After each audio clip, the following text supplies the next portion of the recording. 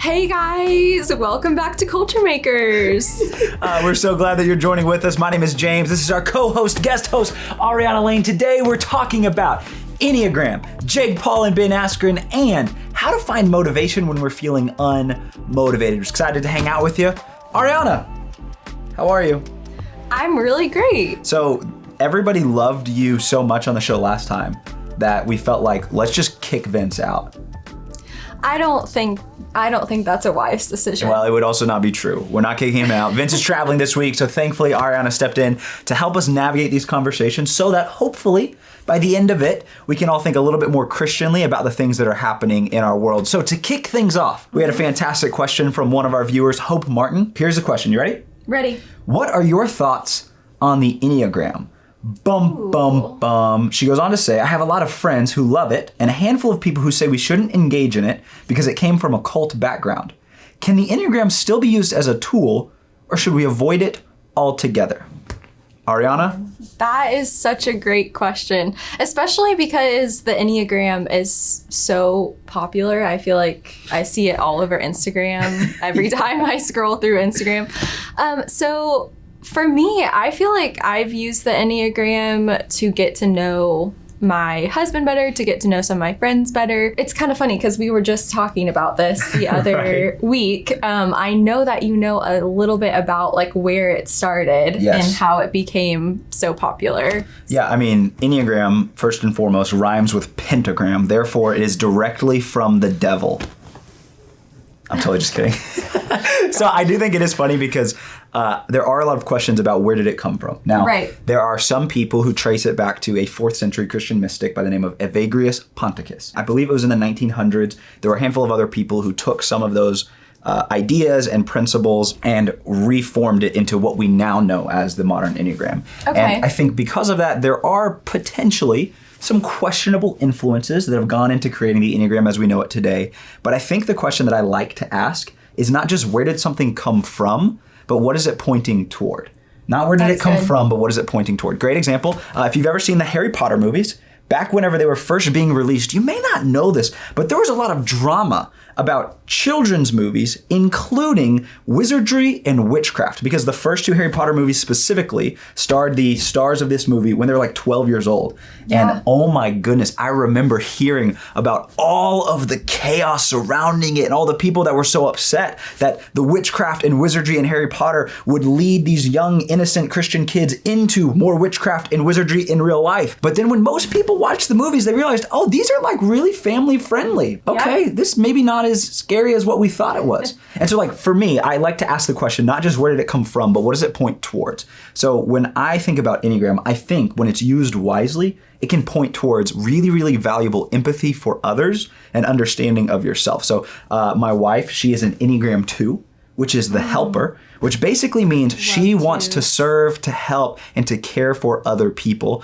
Unfortunately, it can come at the expense of taking care of herself. And so me knowing this about my wife, I'm able to cheer on and celebrate the really, really good things. And then I'm also able to kind of step in and help remind her that, hey, you also need to take care of yourself too. Yeah. Now for me, I'm an Enneagram 1, which is the reformer / perfectionist, which I know means that I have unrealistic standards and expectations for myself and others. And if I'm not careful, I can become incredibly critical and very unempathetic. And so I try to be aware of the good and the bad to better love and care for other people. I also think that anytime you're using any tool to learn about yourself or people that you care about, don't base everything you know about yourself and others on that tool. Like, I mean, some pieces of it are really great to know and help us get to know people, but that's not where our real truth is at. So it's so funny because the first time I was ever introduced to any personality tool,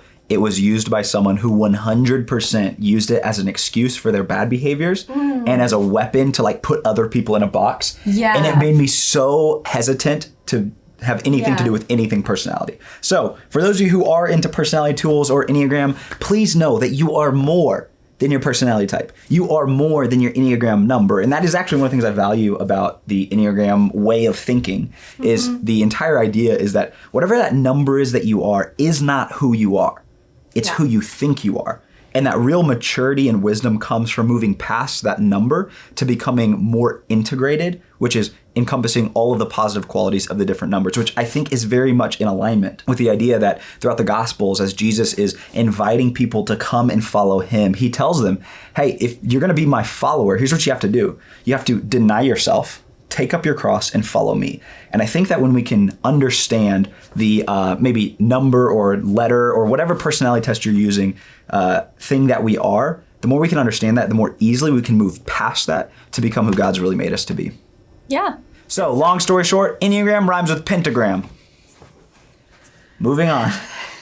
So, there's a couple of really exciting current events that are taking place this week. Yeah. We discovered that the next Fast and Furious movie has been announced. It is releasing in June. We're not talking about it, though, because Vince isn't here, and he knows way more about it than I do. We're also not talking about the fact that the Falcon and Winter Soldier finale is this Friday.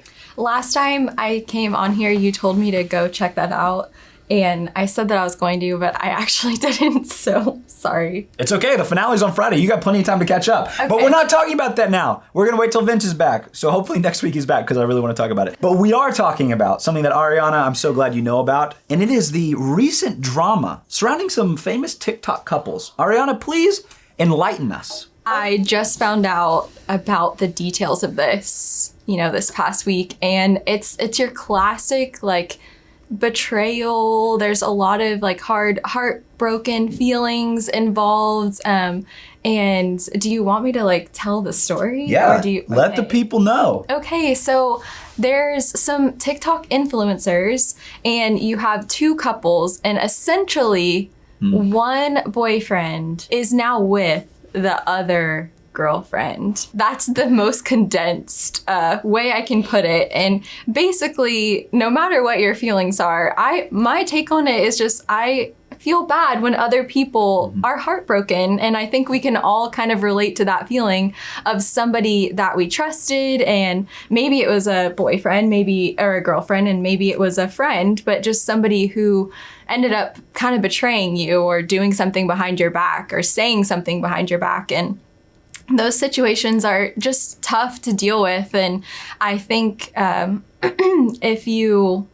for me, it's hard to watch people who we don't really know if they have somebody there to lean on or if they have a listening ear, a good friend. So I just am praying for that situation. I hate to see people upset because somebody else kind of turned their back on them. Yeah, because recently we talked about, I believe it was Kat and Mike and their relationship and how they were this TikTok couple who were married. And on the outside looking in, it seemed like they had this great relationship. Yes. But unfortunately, they announced recently that they were separating. And I think it can be really heartbreaking when there's these people that we look up to, we admire. And honestly, for many of us, we want to be more like. And then something like this happens and it almost shatters our understanding of those people. Yeah. And I think that the unfortunate default response a lot of people have is to then condemn or tear down those people because of the frustration they're experiencing because of what they did, rather than being reminded that all of us are human beings, that all of us mess up, and all of us need grace and compassion. And so regardless of how you feel about these specific couples on TikTok, I just hope you would remember that, they're human beings. And probably the best thing we can do when people are walking through difficult times is not to condemn them, but to offer them compassion. Yeah, totally. You know what they say, haters gonna hate, but potatoes gonna potate. Wow. So next, we're talking about something that, dear goodness gracious, in my notes I wrote down next to it, what a joke. Ben Askren, Jake Paul, boxing match finally took place. Are you familiar with these people? Only Jake Paul. So some background context. Yeah. So do you know who Jake Paul is? Ben Askren is like a world-class wrestler. He was a number one contender in the UFC at his weight class. He competed in the Olympics back in 2008 Beijing. So he's a very accomplished athlete. But he has always been a terrible striker. Well, Jake Paul has been getting into boxing. He knocked out, I believe, was it Nate Robinson? It was the NBA player. He knocked him out. It was pretty spectacular. What's a striker? Somebody who strikes, so throws punches and kicks. Yeah, so Ben Askren cannot do that. at all. Like, it is humiliating to watch. It kind of looks like, have you ever seen people like joke about catfighting and doing this? That's what Ben Askren looks like. And so Ben Askren is in a fight with Jake Paul. And of course, everybody leading up to it is like, man, this is a publicity stunt. Ben Askren's going to dominate. And in the first round, Jake Paul, YouTube sensation, Vine star, knocks out Ben Askren.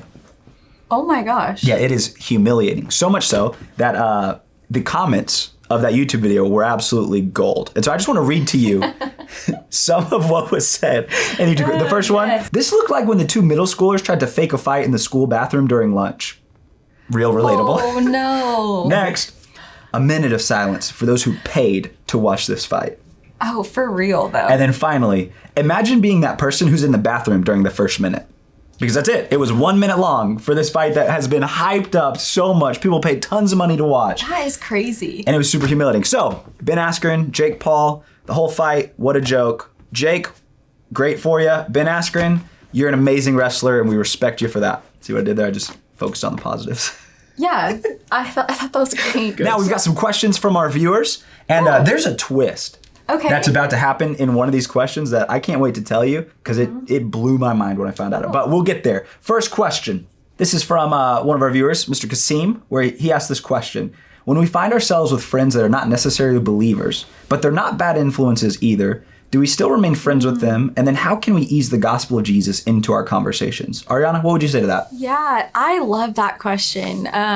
So I personally think that is one of the biggest opportunities to be Jesus to your friends. Those people who you know aren't necessarily, sometimes there's a risk when somebody is doing like a risky behavior or bad behavior and you just don't want to be around them, but you still want to love them. That can be really tricky. But those friends that you know don't have a relationship with Jesus or you're not sure, that is just the perfect opportunity to genuinely get to know them, get to know who they are, what they love to do, who God made them to be, and just slowly start telling them about Jesus and about who God has made them to be, and highlight those things about them, meet them right where they're at, and just love them. That is the perfect spot to just pastor them and love them, and we can all step in and be that for our friends. Come on, absolutely. Jesus was known as a friend of sinners.